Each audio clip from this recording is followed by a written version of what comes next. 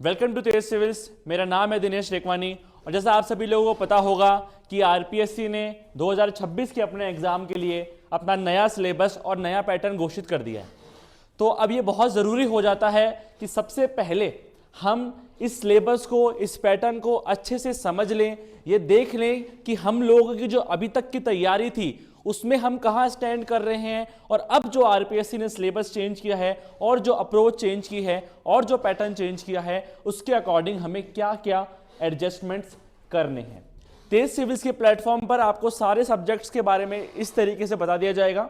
सबसे पहले मैं अपने सब्जेक्ट इंडियन इकोनॉमी की बात करने जा रहा हूं। मैथ्स और रीजनिंग में आपको पता है कि मोर और लेस कोई चेंज नहीं हुआ है, एक आधा कोई छोटा मोटा टॉपिक जोड़ा गया है, हटाया गया है, उसका अगर जरूरी लगा तो हम एक दो क्लास कर लेंगे, उसमें कोई लोड वाली बात नहीं है, वो वैसे भी प्रीलिम्स में ही आता है। ठीक है, मेन जो चेंज हुए हैं वो मेंस के अंदर हुए हैं कि 2 मार्कर्स को हटा दिया गया है, सिलेबस को काफी कुछ चेंज किया गया है, मॉडिफाई किया गया है, या फिर मैं कहूं अरेंज किया गया है। ठीक है, तो इंडियन इकोनॉमी की हम बात करते हैं बिना देरी किए हुए। पहले हम सिलेबस को समझ लेंगे कि भाई सिलेबस में क्या क्या चेंजेस हुए हैं, हमने क्या लेक्चर्स में प्रिपेयर किया था, क्या अब उसमें से यूजफुल नहीं रहा है और क्या अब हमें और तैयार करना है। फिर उसके बाद इस पूरे ओवरऑल सिलेबस चेंज पर जो मेरा व्यू है कि आपको अपने तैयारी के अप्रोच में क्या क्या चेंजेस करने चाहिए वो मैं आपको बता दूंगा, for prelims also and for mains also.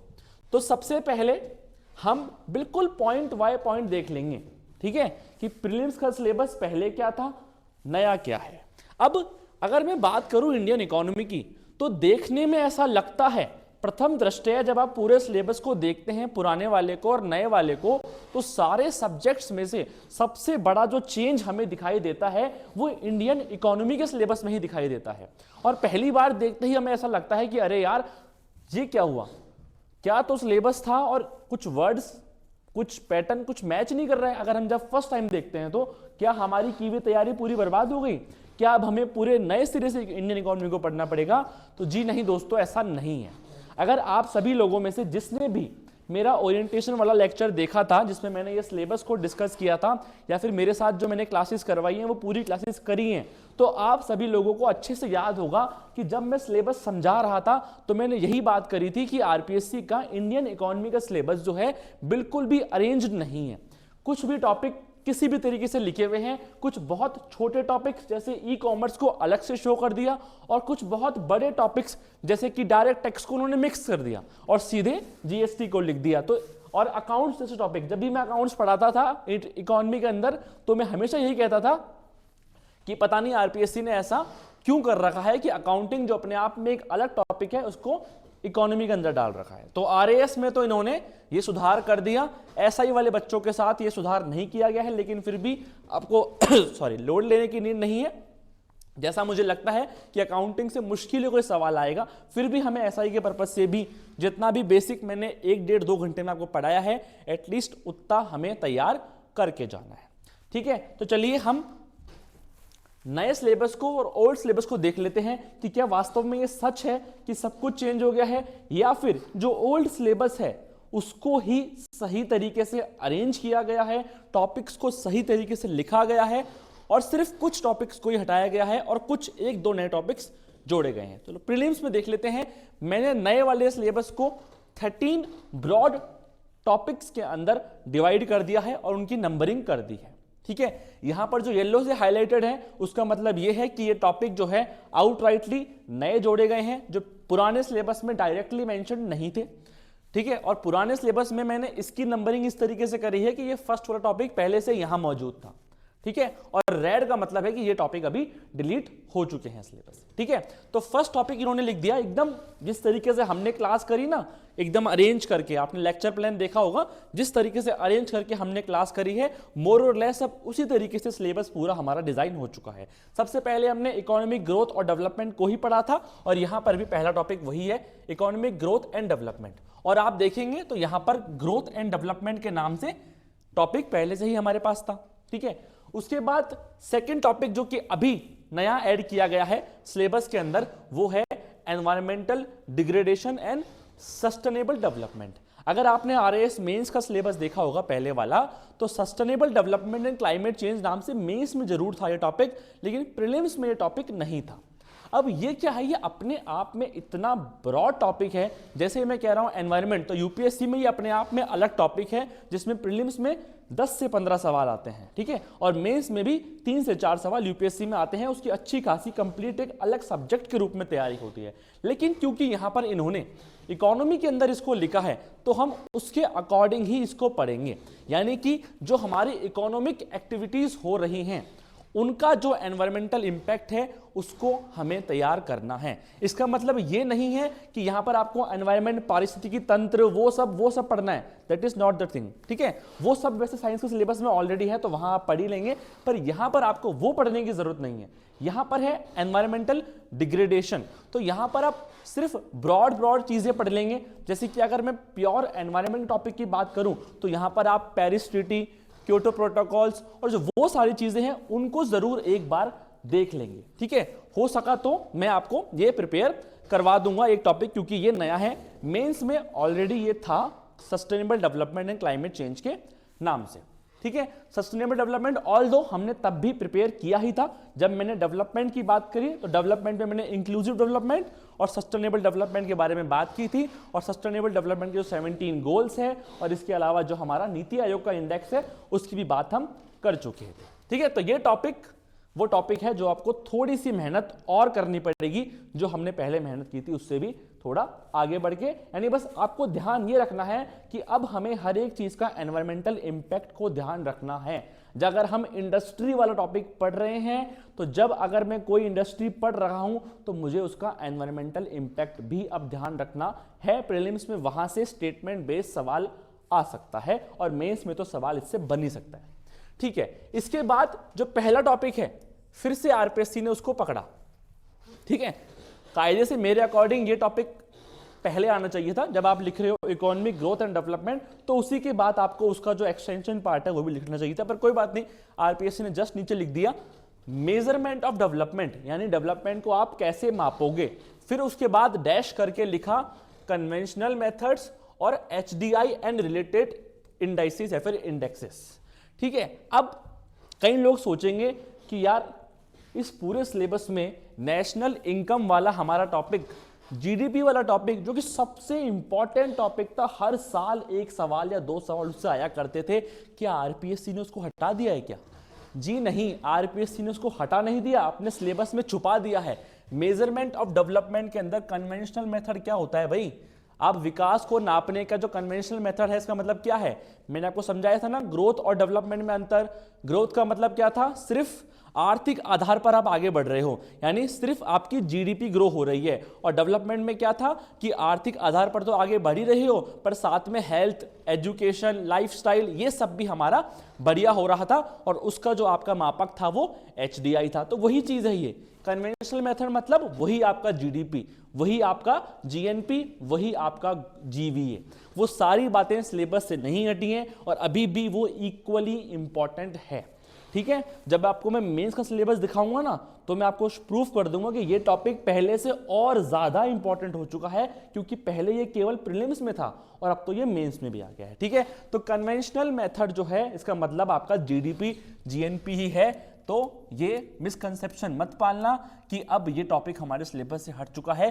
जी नहीं, ये टॉपिक हमारे सिलेबस से नहीं हटा है। National income is still there, ठीक है। तो जो हमने पढ़ा है वो सब उतना ही पढ़ना था और अभी भी आपने उसको पढ़ ही रखा है, ठीक है, उसको भूलना नहीं है। इसके बाद नेक्स्ट हमारा ह्यूमन डेवलपमेंट इंडेक्स और रिलेटेड इंडेक्सेस हम पहले भी पढ़ा करते थे। पहले यहां पे लिखा हुआ होता था अलग से human development index, happiness index. अब हैप्पीनेस इंडेक्स का नाम तो हटा दिया है, पर जब उन्होंने लिख दिया रिलेटेड इंडेक्सेस तो हैप्पीनेस ऑलरेडी उसमें शामिल है और उतना ही इंपॉर्टेंट है जितना पहले था, ठीक है। क्योंकि हैप्पीनेस आरपीएससी का अभी तक का फेवरेट टॉपिक रहा है, इसको हमें इग्नोर नहीं करना। वैसे भी मुश्किल से आधे घंटे का टॉपिक है तो हम क्यों ही इग्नोर करेंगे, ठीक है। तो यहां पर ये बात हो गई, आपके ये 3 टॉपिक समझ में आ गए आपको कि भाई सिर्फ ये एक टॉपिक नया है, बाकी हम ऑलरेडी जो पढ़ चुके हैं वही चीज है। अगली बात, role of monetary and fiscal policy in economic development, यानी कि जो आपकी वही मॉनेटरी पॉलिसी और जो हम फिस्कल पॉलिसी पढ़ के आए हैं वो टॉपिक के अंदर सिलेबस में जो यहां पर लिखा हुआ था पहले वही चीज है। अब आप एक चीज देखेंगे कि सर ये इन्फ्लेशन कहां गायब हो गया? सबसे इंपॉर्टेंट टॉपिक जो हमारा सेकंड मोस्ट इंपॉर्टेंट टॉपिक था पूरे सिलेबस का, कहीं दिख ही नहीं रहा। पर मुझे एक बात बताइए, क्या आप इन्फ्लेशन को बिना समझे मॉनेटरी पॉलिसी को पढ़ सकते हैं क्या? और क्या मॉनेटरी पॉलिसी जब आप बना रहे हैं तो उसमें आपका टारगेट क्या है? आपका टारगेट इन्फ्लेशन है।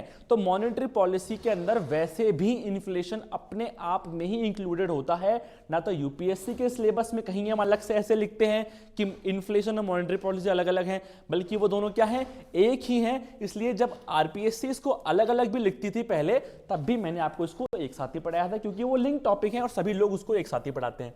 ठीक है, तो इन्फ्लेशन भी आपके सिलेबस से डिलीट नहीं हुआ है दोस्तों, मॉनेटरी पॉलिसी के अंदर वो शामिल है और वो भी इतना ही इंपॉर्टेंट है। ठीक है, फिस्कल पॉलिसी पहले भी थी, अब आप इसको 3 वर्ड में अलग अलग लिख रखा था। यहां पर बजटिंग अलग लिख रखा था, फिस्कल पॉलिसी अलग लिख रखा था, पब्लिक फाइनेंस आपने पहले अलग लिख रखा था। अरे तीनों आपस में एक ही तो चीज है। जब मैं फिस्कल पॉलिसी बोल रहा हूं तो उसके अंदर बजट अपने आप आ जाता है और पब्लिक फाइनेंस उसके ऊपर अंदर अपने आप आ जाते हैं। तो वैसे भी ये क्या था, फिस्कल पॉलिसी का ही पार्ट था, बस आरपीएससी ने पहले इसको अलग अलग लिख रखा था, इसकी कोई नीड नहीं थी और वो नीड इन्होंने अब सही कर दी कि जो लॉजिकली चीज, जो टॉपिक सिलेबस में होना चाहिए वो लिखा हुआ है। तो मतलब क्या है कि पब्लिक फाइनेंस, बजट और फिस्कल पॉलिसी, ये तीनों भी हमारे सिलेबस में अभी भी हैं और उतना ही इसको पढ़ना था जितना हमने पहले से पढ़ रखा है। ठीक है, कोई नई बात नहीं हुई अभी तक। फिर अब अगली चीज, recent budget of government of India and resource mobilisation. पहले रीसेंट बजट ऐसे स्पेसिफिकली मेंशन्ड नहीं था और बजटिंग के अंदर हम नॉर्मली जो लेटेस्ट बजट हुआ करता था उसका डेटा और उसकी जितनी भी इंपॉर्टेंट बातें थी उसको प्रिपेयर करते ही थे, क्योंकि सवाल भी ज्यादातर वहीं से आता था। लेकिन अब क्योंकि इन्होंने स्पेसिफिकली लिख दिया recent budget of government of India, तो इसको मतलब ये समझ लीजिए, क्योंकि आपने देखा आरएएस मेंस के अंदर जो लेटेस्ट मेंस हुआ वहां पर 2 10 मार्कर सवाल सीधे तौर पर बजट से पूछे गए थे। एक था कि एमएसएमई के लिए क्या किया गया है हमने, और दूसरा भी ऐसा ही कुछ सवाल था, मैं सवाल भूल रहा हूं, जिसमें सीधे तौर पर बजट से सवाल पूछा गया था। ठीक है, और अब तो प्रीलिम्स के सिलेबस में लिख दिया। इसका मतलब यह है कि जिस तरीके से आप राजस्थान का बजट जो है अच्छे तरीके से पढ़ते हैं, राजस्थान का इकोनॉमिक सर्वे अच्छे तरीके से पढ़ते हैं, उसी तरीके से गवर्नमेंट ऑफ इंडिया का बजट भी आपको अच्छे तरीके से पढ़ना है। और मैं आपको यही सजेस्ट करूंगा कि प्लीज सबसे पहले जो बजट स्पीच हमारे गवर्नमेंट ऑफ इंडिया का आता है, बजट हाइलाइट्स जो गवर्नमेंट ऑफ इंडिया की आती हैं, वो आपको ओरिजिनल पढ़नी चाहिए। उसके बाद आप सेकेंड टाइम चाहे किसी भी कोचिंग के नोट्स उठा लेना, लेकिन सबसे पहले ओरिजिनल एक बार गो थ्रू कर लेना। बहुत बड़ा नहीं होता है, 40-50 पेज का मुश्किल से आता है और बजट हाइलाइट्स में उसी चीज को पिक्टोरल फॉर्म में दिखाया हुआ होता है। तो उसको एक बार आप पढ़ लोगे, बहुत अच्छा रहेगा। और जिस दिन अभी 1 फरवरी को हमारी माननीय वित्त मंत्री जी ये बजट पेश करेंगी, उस दिन अगर आप 3-4 घंटे बैठ के सुन लेंगे ना बजट को लाइव, तो बहुत अच्छा रहेगा। क्योंकि क्या होता है ना, जो आपके एलाइट क्लास या फिर एलाइट क्लास ना कहूं, जो आपके सीनियर आईएएस ऑफिसर्स हैं या फिर जो सीनियर आरएस ऑफिसर्स हैं या फिर जो सीनियर प्रोफेसर्स हैं जो कि पेपर को सेट करते हैं, वो किसी कोचिंग के नोट्स नहीं उठाते हैं। वो लोग 3 घंटा बैठ के बजट स्पीच सुनते हैं और उस सुनते के टाइम वित्त मंत्री ने जिस पॉइंट पर सबसे ज्यादा फोकस किया वही पॉइंट उन्हें याद रहता है और फिर वही पॉइंट वो एग्जाम में पूछते हैं। ठीक है, तो जहां पर आपका पेपर सेट करने वाला व्यक्ति जो सोर्सेज फॉलो कर रहा है, जो सोर्सेज सुन रहा है, अगर आप भी वो सोर्सेज सुनेंगे तो आपके लिए ये बहुत ही ज्यादा बेनिफिशियल होगा। ठीक है, तो आपको कोशिश ये करनी है कि मैं बजट स्पीच लाइव देखूं। ठीक है, चलो डिसेंट बजट पढ़ लेंगे सर, आपने पढ़ाया है वो सही है, और अच्छे से अब नया बजट आएगा उसको और अच्छे से पढ़ लेंगे। ठीक है, इसके बाद सर ये रिसोर्स मोबिलाइजेशन क्या होता है, ये तो हमने कभी किसी इकोनॉमी की किताब में ये टॉपिक देखा ही नहीं, रिसोर्स मोबिलाइजेशन। ठीक है, तो रिसोर्स मोबिलाइजेशन का सिंपल सा मतलब है, रिसोर्स मतलब संसाधन, संसाधन का आवागमन, कहां से संसाधन आ रहे हैं और कहां को हमारे संसाधन जा रहे हैं। इसका मतलब यह हुआ कि कहां से गवर्नमेंट का पैसा आ रहा है, गवर्नमेंट के सारे रेवेन्यू के सोर्सेस, जिसमें जो आपके टैक्सेस हैं वो भी शामिल हो गए, गवर्नमेंट का सारा खर्चा, रेवेन्यू एक्सपेंडिचर, कैपिटल एक्सपेंडिचर, वो सारा किन किन चीजों पे मेजरली हो रहा है वो सब इसके अंदर आ गया। और ये प्रोसेस जो आप पॉलिटी में पढ़ते हैं ना कि बजट किस तरीके से पास होता है या फिर बजट में कौन कौन से स्टेप्स होते हैं, वो सारी चीजें इस टॉपिक के अम्ब्रेला टर्म के अंदर आ गई हैं। ठीक है। दूसरी चीज, हाँ प्लीज आप हिंदी मीडियम वाले मेरे से गुस्सा मत होना, मैंने सिलेबस इंग्लिश में इसलिए उठाया है क्योंकि इंग्लिश में ही आपको ज्यादा अच्छे से समझ में आएगा। ठीक है, अगर आप कहेंगे तो इस तरह का जो ये अंडरलाइन किया हुआ है, ये वैसे तो अच्छा रहेगा कि आप स्वयं थोड़ी मेहनत कर रहे हैं, प्रिंट निकाल के और ये चीज लिख लें, और फिर भी अगर आप बोलेंगे नहीं सर आप तो हमें स्पून फीडिंग करवा दो, तो ऐसा हिंदी में भी बना के हम आपको दे देंगे। ठीक है, वैसे स्पून फीडिंग की आदत आपको आप छोड़ देनी चाहिए, ज़्यादा अच्छा रहेगा, पर हिंदी में भी फिर हम आपको ऐसा बना के दे देंगे। अगर किसी के पास लैपटॉप नहीं और वो नहीं कर पा रहा ये हाईलाइट वगैरह, तो हम ऐसा कर देंगे। ठीक है, तो रिसोर्स मोबिलाइजेशन की बात मैं कर रहा था, तो अब ये रिसोर्स मोबिलाइजेशन के अंदर एक जो हमारे सिलेबस का बहुत ही इंपॉर्टेंट पार्ट हुआ करता था, GST, goods and service tax, जो कि अब यहां से हटा दिया गया है, और टैक्सेस को भी यहां से कोई नाम इन्होंने नहीं दिया कि डायरेक्ट टैक्स, इनडायरेक्ट टैक्स, ऐसा कुछ नहीं लिखा। जीएसटी पहले हमारे सिलेबस में था, तो कहने को तो जीएसटी आउटराइटली डिलीट हो चुका है सिलेबस से, लेकिन फिर भी रिसोर्स मोबिलाइजेशन के अम्ब्रेला टर्म के अंदर इससे सवाल पूछे जा सकते हैं। तो पहले जितना इंपॉर्टेंट तो नहीं रहा है जीएसटी, लेकिन फिर भी आपको टोटली इग्नोर इस टॉपिक को नहीं करना है। जो हमने डायरेक्ट टैक्स और इनडायरेक्ट टैक्स पढ़ रखे हैं उनको पढ़ना है, और जीएसटी को थोड़ा सा डिटेल में पढ़ना है। जितना डिटेल में हमने पढ़ा था उतना अगर आपने पढ़ रखा है तो ठीक है। अगर आप अब तैयारी करने वाले हैं, मान लीजिए आपने जीएसटी अभी तक नहीं पढ़ा है, तो आप एक ब्रॉड ओवरव्यू भी ले लेंगे जीएसटी का, तो भी अभी मोर देन इनफ हो जाएगा। ठीक है, नेक्स्ट टॉपिक जो अभी आउटराइटली एकदम नया जोड़ा गया है वो है फिस्कल फेडरलिज्म, या फिर कहें हम centre state financial relations and finance commission, यानी कि केंद्र राज्य वित्तीय संबंध और जो हमारा वित्त आयोग होता है। पहले मेंस के सिलेबस में ये टॉपिक तो हुआ करता था, प्रीलिम्स में इसकी कोई बातचीत नहीं थी। उसके बाद भी मैंने आपको जो पब्लिक फाइनेंस बजट वाला टॉपिक था वहां पर कुछ छोटी मोटी बातें इसकी बताई थी कि आर्टिकल 275 क्या होता है, 282 क्या होता है, और finance commission, 15th finance commission की बहुत ही ब्रॉड ओवरव्यू मैंने आपको दिया था। लेकिन अभी क्योंकि स्पेसिफिकली सिलेबस में टॉपिक मेंशन हो चुका है, तो आपको इस पर मेहनत करनी है। ठीक है, इसको और डिटेल में प्रिपेयर करना है। ये केंद्र राज्य वित्तीय संबंध वाला टॉपिक हमारे पॉलिटी के अंदर भी है, वहां से ये स्ट्रेट फॉरवर्डली आप ले लेंगे तो आपका जो इसका बेसिक्स वाला पार्ट है वो पूरा हो जाएगा। लेकिन इकोनॉमी में और क्या करना होता है, इसमें इकोनॉमी में हमें ये करना होता है कि करंट में इसमें क्या इश्यूज चल रहे हैं, जीएसटी काउंसिल की जो मीटिंग हुई है उससे क्या कुछ इश्यूज हुए हैं, क्या जीएसटी 2.0 जो आया है वो भी क्या है, एक तरीके से सेंट्रल स्टेट फाइनेंशियल रिलेशंस ही तो है कि जीएसटी रेट्स अगर कम हुए हैं तो कुछ स्टेट्स को नुकसान होगा, वेस्ट बंगाल जैसे स्टेट्स अगर विरोध कर रहे हैं क्या। फिर हम देखेंगे सेस और सरचार्ज वाली बात जो मैंने आपको पहले भी समझाई थी क्लासेस के दौरान कि सेंट्रल गवर्नमेंट ने क्या करा, दिमाग लगा के सेस और सरचार्ज जो कि स्टेट गवर्नमेंट से शेयर नहीं किए जाते हैं उनका परसेंटेज बढ़ा लिया। पहले वो 12% हुआ करते थे, अब वो 19% हो गए हैं ओवरऑल सेंट्रल गवर्नमेंट के रेवेन्यू में। तो इस तरह की जो बातें हैं, जो कि लेटेस्ट बातें हैं, ये आपको और तैयार करनी पड़ेगी इकोनॉमिक के पर्सपेक्टिव से। पॉलिटी में तो आप पढ़ ही चुके हैं इस टॉपिक को, वो तो आपको प्रिपेयर करना ही है, साथ में कुछ और नई चीजें प्रिपेयर करनी है। इसके बाद जो वित्त आयोग वाली आपकी बात है, फाइनेंस कमीशन वाली बात है, तो वित्त आयोग का जो बेसिक्स है वंस अगेन पॉलिटी के अंदर दिया हुआ है, आर्टिकल 280 सो ऑन, सारी बातें आपको वहां पढ़नी ही है। वर्तमान में कौन सा वित्त आयोग चल रहा है, 15th फाइनेंस कमीशन की क्या रिकमेंडेशंस हैं, 16th फाइनेंस कमीशन कब बनने वाला है, क्या उसके टर्म्स ऑफ रेफरेंस आ चुके हैं क्या, ये सारी बातें आपको प्रिपेयर करनी है। यानी अभी तक सिर्फ 2 टॉपिक ऐसे हुए हैं, पहला ये एनवायरमेंट वाला और दूसरा ये आपका फाइनेंस कमीशन वाला, जो कि आपको आउटराइटली प्रिपेयर करना पड़ेगा। इसके बाद देखो फटाफट से कर लेते हैं, एग्रीकल्चर वाली सारी बातें सेम जो पहले थी। पहले इन्होंने कैसे लिख रखा था कि करंट स्टेटस, इश्यूज, इनिशिएटिव्स, अब इन्होंने क्या लिख दिया, इंस्टीट्यूशनल एंड टेक्नोलॉजिकल एस्पेक्ट्स। बात वही है, इंस्टीट्यूशंस मैंने आपको पढ़ाए थे एग्रीकल्चर के अंदर, नाबार्ड वगैरह। टेक्निकल एस्पेक्ट्स का मतलब क्या है, वही आपके जो इनपुट्स मैंने पढ़ाए थे ना आपको, जो आगत थी, सिंचाई वगैरह, सिंचाई के साधन हो गए, बीज हो गए, वो सारी चीजें क्या आ जाएंगे, इसके टेक्नोलॉजिकल एस्पेक्ट के अंदर आ जाएंगे।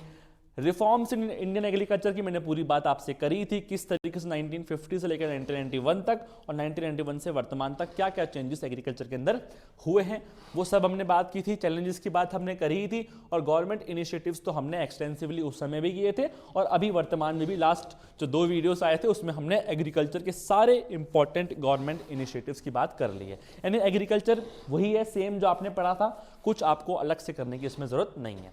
सेम बात इंडस्ट्री की है, इंडस्ट्रियल ग्रोथ, पैटर्न पॉलिसी, सारी इंडस्ट्रियल पॉलिसी हम पढ़ चुके हैं।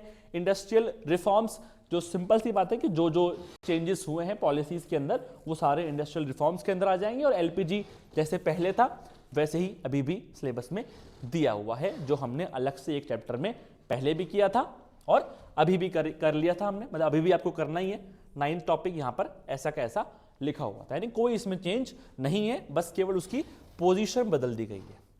10th topic role of service sector in economic growth. Normal सी बात है, यहाँ पर उसको करंट वही दिया था कि करंट स्टेटस इश्यूज और initiatives of agriculture, industry and service and trade sector. बस इन तीनों को अभी अलग अलग पॉइंट में लिख दिया। अब एक नई चीज जो ऐड हुई है वो है आपका इंफ्रास्ट्रक्चर वाली चीज, एनर्जी, ट्रांसपोर्टेशन एंड कम्युनिकेशन। पहले हमने इंडस्ट्री वाले टॉपिक के ही एक्सटेंशन के रूप में इंफ्रास्ट्रक्चर को पढ़ा था, जहां पर हमने एनर्जी की बात तो कर ली थी, ठीक है, लेकिन ट्रांसपोर्टेशन और कम्युनिकेशन की इतनी डिटेल में बात हमने नहीं करी है। और ये तीनों पॉइंट्स जो हैं वो मेंस और प्री दोनों में लिखे हुए हैं, तो इनको आपको और अच्छे से प्रिपेयर करना है। और एनर्जी वाले को भी वैसे तो हमने ठीक ठाक डिटेल में प्रिपेयर किया था, लेकिन अभी और ज़्यादा डिटेल में प्रिपेयर करने की ज़रूरत है, क्योंकि मेंस में भी है टॉपिक। हमने सिर्फ प्रीलिम्स के पर्सपेक्टिव से इसको डिस्कस किया था, तो जब हम मेंस की तैयारी करेंगे इकोनॉमी की, तब इन तीनों को हम काफ़ी अच्छे से कर लेंगे, क्योंकि इससे अब सवाल आएगा अच्छे से, ठीक है, क्योंकि दोनों जगह दिया हुआ है और स्पेसिफिकली मेंशन किया है। स्पेसिफिकली बहुत कम चीज़ें ही मेंशन करी है आरपीएससी ने, तो स्पेसिफिक सारी चीज़ें इंपॉर्टेंट हो जाती हैं। इसके बाद लास्ट टॉपिक देखो, देखने में नया लग रहा है, skill development and employment generation, लेकिन दोस्तों पहले लिखा हुआ था पॉवर्टी एंड अनएम्प्लॉयमेंट, उसका concept, type, causes, remedies and current flagship schemes.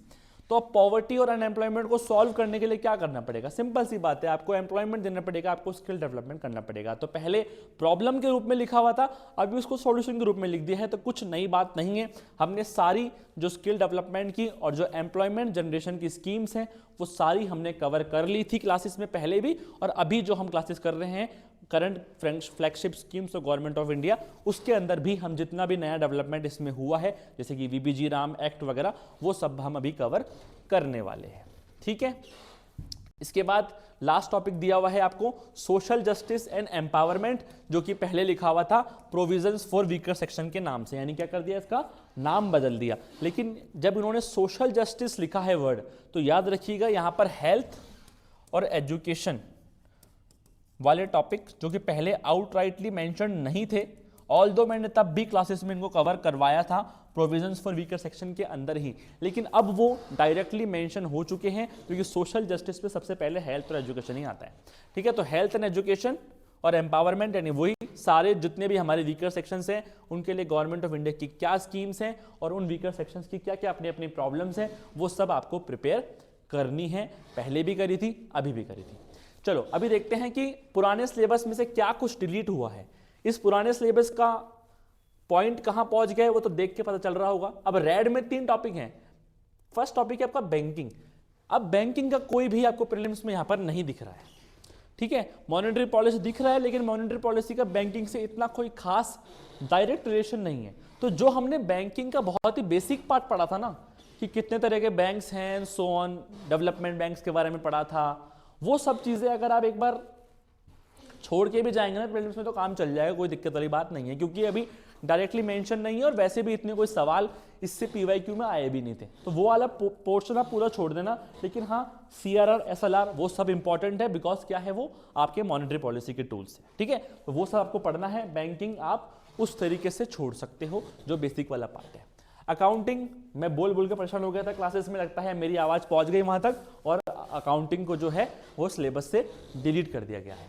Stock exchange and share market, यानी कि जो हमारा हमने under the heading of financial market हमने पढ़ा था स्टॉक एक्सचेंज शेयर मार्केट, उसका भी अब कोई मेंशन इधर नहीं है प्रीलिम्स के सिलेबस में, उसका भी कोई मेंशन नहीं है। यानी इस टॉपिक को भी अब आप आउटराइटली छोड़कर जा सकते हैं, इसको भी आपको पढ़ने की जरूरत नहीं है। इसके अलावा सारे टॉपिक जो हैं पहले थे, अभी भी हैं। यानी अगर मैं मोटी मोटी बात करूं तो 3 टॉपिक हटाए गए हैं, बैंकिंग, अकाउंटिंग और फाइनेंशियल मार्केट। 3 टॉपिक ही मोटे तौर पर जोड़े गए हैं। पहला आपका एनवायरमेंट वाला, दूसरा आपका स्टेट फाइनेंस कमीशन कह रहा हूँ, सेंट्रल स्टेट फाइनेंशियल रिलेशंस और फाइनेंस कमीशन वाला, और तीसरा आपका एनर्जी, ट्रांसपोर्ट और कम्युनिकेशन वाला। यानी मोर और लेस हमारा सिलेबस का जो लेंथ है लगभग उतना ही है, मैं कहूँगा थोड़ा सा पहले से बड़ा है। क्यों? क्योंकि जो ये 3 टॉपिक हैं ये बड़े बड़े टॉपिक हैं अपने आप में, और ये फर्स्ट और थर्ड तो काफ़ी बड़े टॉपिक हैं। ठीक है, यहाँ पर जो टॉपिक थे वो ऑलरेडी लेस इंपॉर्टेंट थे और बहुत छोटे टॉपिक थे। ठीक है, तो थोड़ा हमारा सिलेबस का साइज बड़ा हुआ है, लेकिन हमें इससे कोई घबराने की जरूरत नहीं है, क्योंकि जो साइज बड़ा हुआ है ना वो मोर और लेस मेंस में आपको पढ़ना ही था वैसे भी। ठीक है, बस इतनी सी बात होगी कि प्रीलिम्स में भी आपको पढ़ना पड़ेगा। और वैसे भी जो एक्चुअल लंबी तैयारी कर रहे हैं आरएस की, उनको पहले मेंस ही प्रिपेयर करना चाहिए, उसके बाद प्री पे जाना चाहिए, तो वैसे भी आपके लिए ये बेनिफिशियल है। चलिए अब इस डिटेल डिस्कशन के बाद हम मेंस के सिलेबस पे जाते हैं। इसके बाद भी अगर कोई डाउट है आपका सिलेबस में तो आप कमेंट बॉक्स में उसको बता सकते हैं कि सर हमें अभी भी ये टर्म समझ में नहीं आ रही सिलेबस की। ठीक है, और पहले वाले सिलेबस में कुछ था जो अभी तक हमें क्लियर नहीं हुआ कि ये टॉपिक हमें पढ़ना है या नहीं पढ़ना है, तो आप कमेंट बॉक्स में उसको बनाने पड़ेंगे। इस तरह का मैं एक्सपेक्ट कर रहा हूं, यानी जिस तरह के सवाल यूपीएससी में आते हैं उस तरह के सवाल मैं आरएएस में एक्सपेक्ट कर रहा हूं, क्योंकि 10 मार्कर्स का